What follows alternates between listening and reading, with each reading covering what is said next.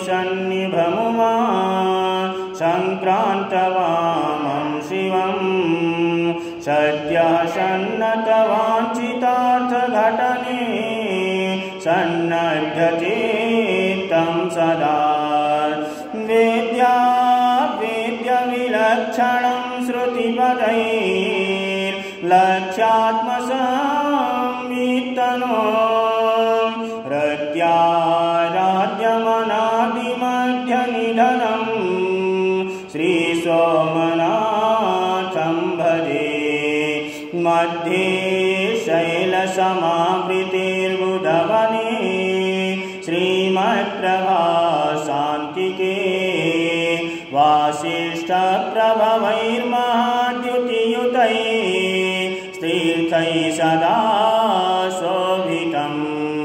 चिन्तारत्नमयप्रबोधसदने वेदान्तपीठे स्थितं श्रीसंवित्त्रिपुरासमेतमनिशं श्रीसोमनाथं भजे मूलाधारमुखाम्बुजन्मनवशत् कक्षान्तरं तः पुरे तत्त्वानां लयसीं निमुक्तिमहिषी माङ्गल्यलीलागृहे पूर्णाहङ्कृतिपद्मपीठनिलयं संवेशभानायकं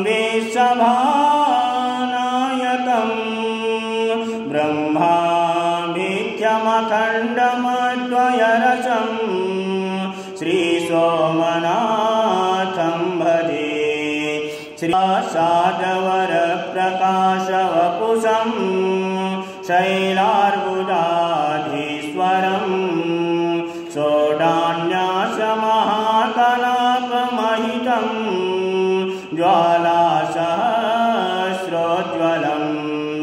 संवेन्नाथगणाभिवन्दितपदं श्रीदक्षिणास्यात्मकं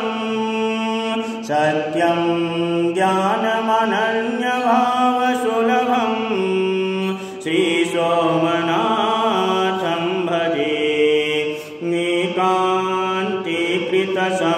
एकान्तीकृतसंविदग्निहवने आत्मावबोधप्रदं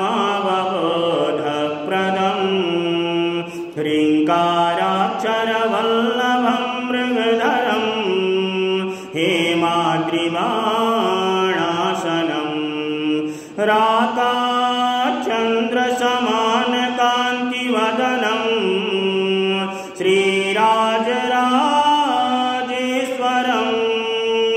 शोकारण्यदवानलं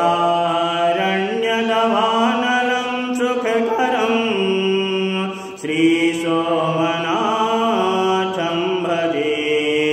श्रीसंवित्सोमनाथस्य श्लोकपञ्चकमन्वहं श्रुत्वा ध्यात्वा स्वयं भक्तः सम्पद्दिव्यमवाप्नुयात्।